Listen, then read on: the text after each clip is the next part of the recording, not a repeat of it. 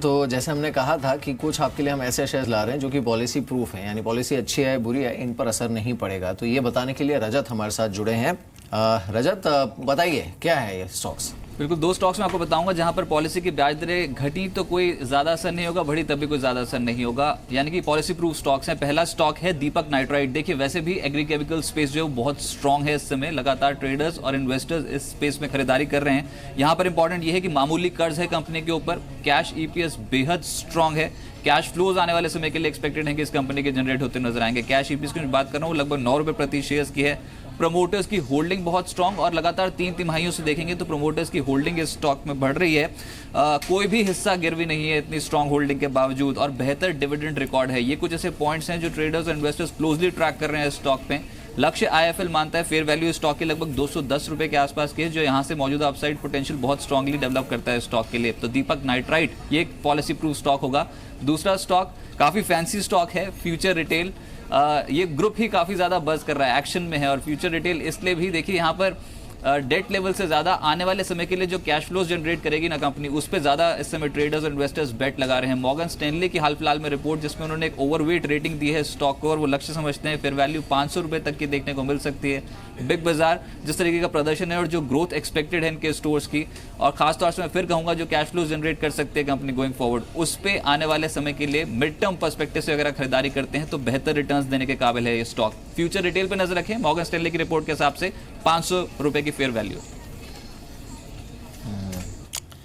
Alright, चलिए इस बीच और एक दर्शक हमारे साथ, इनफैक्ट फेसबुक पर हमें कुछ सवाल आए हैं। तो राहुल हैं, इन्होंने हमें सवाल भेजा है फेसबुक के ज़रिए। गौरांग, बजाज फाइनेंस पर इनका सवाल है। 790 के लेवल पर इन्होंने बजाज फाइनेंस लिया था, अच्छा खासा मुनाफा हो रहा है। नाउ एक्चुअली इंडिकेशंस आर कि बजाज फाइनेंस शायद निफ्टी में भी आ सकता है। क्या सलाह होगी आपकी? 2 गुने से ज़्यादा हो चुका है इनका निवेश, और यही होता है अगर आप अच्छी कंपनियों में लंबी अवधि के नज़रिए से निवेश करते हैं। तो कवरेज है हमारी, और जिस तरीके से कंपनी की योजना है अपने कारोबार को विस्तार रूप में आगे लेके जाने के लिए, हमने हमारा जो लक्ष्य है उसको ऊपर की तरफ बढ़ाया है। और मुझे पूरी उम्मीद है कि लंबी अवधि के नज़रिए से जो भी विस्तार योजनाएँ और या फिर कारोबार को फैलाने की योजनाएँ, नए प्रोडक्ट्स को अपने अंदर लाने की जो योजना है इनकी, और ख़ास करके मध्य ग्रामीण और ग्रामीण भागों में भारत देश के अपने स्थापना करने की बात है इनकी प्रेजेंस को, लंबी अवधि के नज़रिए से मैं यहाँ पर जल्दबाजी करके मुनाफा बांधने की राय नहीं दूंगा, बने रहे।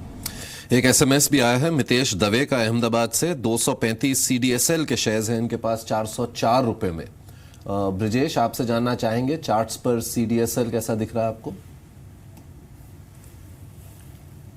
So since data has not been sufficient, but सलाह तो यही रहेगी कि CDSL के लिए कि somewhere around 310-300 is the immediate support. So any dip should be used for a buying purpose or accumulation with keeping a stop loss of 300.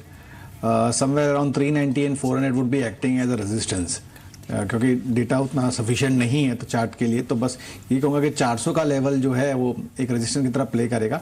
अगर उसके ऊपर सस्टेन करता है then it would be entry to the new territory. So till now 300 would be the stop loss and 400 would be the target.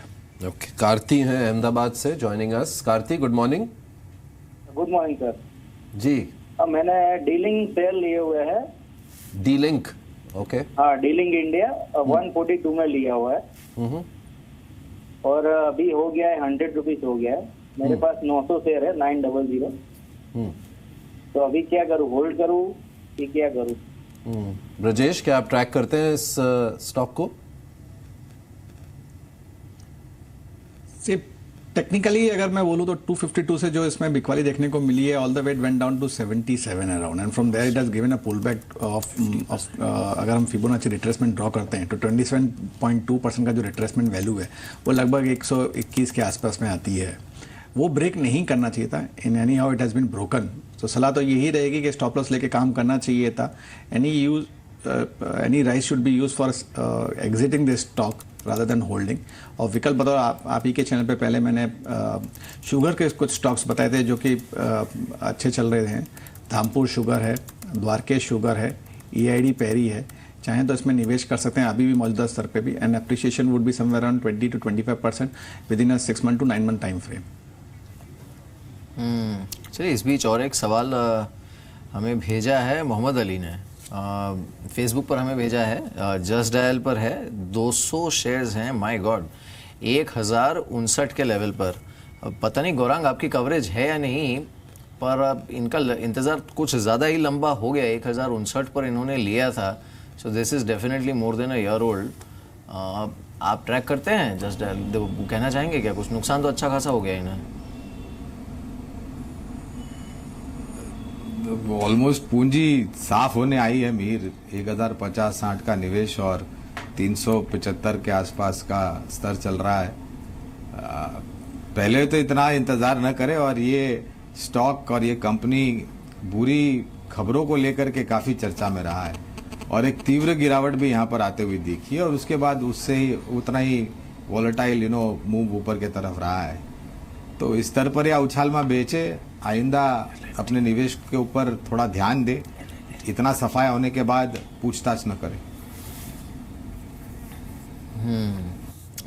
तो LNT पर इस बीच एक खबर आई है, 3,380 करोड़ का ऑर्डर कंपनी को मिला है। ये खबर LNT पर है। खैर, अब हमने रिजल्ट के बाद एक बस देखा था यहाँ पर, फिलहाल थोड़ा नेगेटिव टेरिटरी में है ये counter.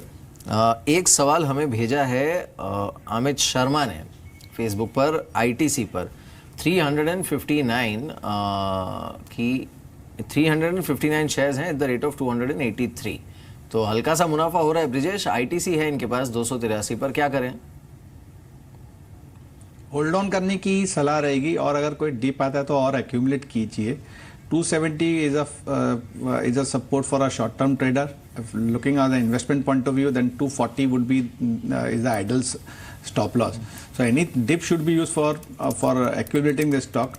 For a very short time, I am looking somewhere around 310, 320 odd level. Within a 1 year time frame, again it has a potential of going to the level of 350 plus. So बने रहने की सलाह रहेगी। 240 का stop loss लेके चलिए, और कोई डिप आता है तो एक्यूमुलेट कीजिए। स्वाति है, उन्होंने भी फेसबुक पर लिखा है एक मैसेज हमारे लिए। हिंदुस्तान कॉपर के शेयर्स हैं उनके पास 90 शेयर्स। हिंदुस्तान कॉपर पे क्या राय है आपकी गौरव? विवेक, सरकारी कंपनी विनिवेश को लेकर के काफी कुछ खबरें, और अक्सर हमने देखा है कि जब भी ऐसा कोई माहौल खड़ा होता है तो अननेसेसरी कंसर्न्स आ जाते हैं, और विनिवेश जो होता है वो डिस्काउंट पर होता है। उसी चीज को लेकर के आज हम देख रहे हैं करीबन 4-5% की गिरावट है। कॉपर रिलेटेड अगर कहीं पर निवेश करना है तो आई वुड प्रिफर हिंडाल्को, जहां पर कॉपर और एल्यूमिनियम दो धातु के रूप में दोनों ही आपको कमोडिटी का फायदा मिलेगा, और हमें लग रहा है कि धातु क्षेत्र में अंतर्राष्ट्रीय मार्केट में ये दोनों कॉपर और मेटल के दाम ऊपर जाने की क्षमता ज्यादा है, जिससे रियलाइजेशन अच्छे होंगे कंपनी के। चलिए, अब सूरत चलते हैं। आई थिंक समय भी समाप्त हो रहा है, तो महावीर हमारे साथ सूरत से जुड़े हैं, उनसे बात करते हैं। Mahavir, morning to you. बोलिए, क्या है सवाल आपका? Morning sir. मैं धन्यवाद देता हूँ सर आपके चैनल को अच्छी सलाह देने के लिए। सुभाष जी को धन्यवाद देता हूँ अच्छा शो करने के लिए, वो जो आपका आता है सुभाष जी का, और आपके जो सलाह देने वाले थे उनको धन्यवाद जी। बिल्कुल बिल्कुल, यू आर वेलकम। आप रेगुलर व्यूअर हैं जी बिजनेस के? जी बिल्कुल, हम रेगुलर, और आपकी जो सलाह होती है सटीक होती है जी मेरे लिए तो, लेकिन इस बार थोड़ी उल्टी पड़ गई। अच्छा, बताइए क्या उल्टा पड़ा है, बताइए। अब मेरे पास कोलगेट के शेयर खरीदे हुए जी 1100 रुपए के 3 साल से। अच्छा, कोलगेट 1100 रुपए। ICICI बैंक खरीदा हुआ है जी 350-200। देखिए, एटलीस्ट एक चीज़ तो मैं कह सकता हूँ आपको महावीर जी कि क्वालिटी वाइज ये कंपनीज बुरी नहीं है। कई बार शेयर बाज़ार में ऐसा होता है कि अच्छी कंपनी बाकी दिक्कतों के चलते फंस जाते हैं, कई बार पोर्टफोलियोज में अटक जाते हैं, लेकिन कोलगेट और ICICI दोनों में गौरांग फिलहाल अनफॉर्चुनेटली इन्हें नुकसान हो रहा है दोनों में। अब हमारा फ़र्ज़ है इनका फ़ायदा कराना, क्या करेंगे आप? अरे, आपका उल्टा निवेश नहीं है, बहुत ही सुरक्षित निवेश है, और आपके लिए ऊपरी स्तर का निवेश है। ICICI बैंक में और जोड़े 350 का निवेश, 303 के आसपास स्तर, 375 ये मध्यम अवधि का लक्ष्य हमारा महावीर जी ICICI बैंक के ऊपर, और जो ये मतलब ये जो तिमाही के नतीजे आए पहली तिमाही के और पिछले साल की जो आखिरी वित्तीय तिमाही के नतीजे आए बहुत अच्छे थे। सुधार धीरे धीरे हो रहा है, तो निश्चित रहे, लंबी अवधि का नजरिया रखें और आईसीआईसीआई बैंक पर निवेशित रहे और भी जोड़े इस स्तर पर।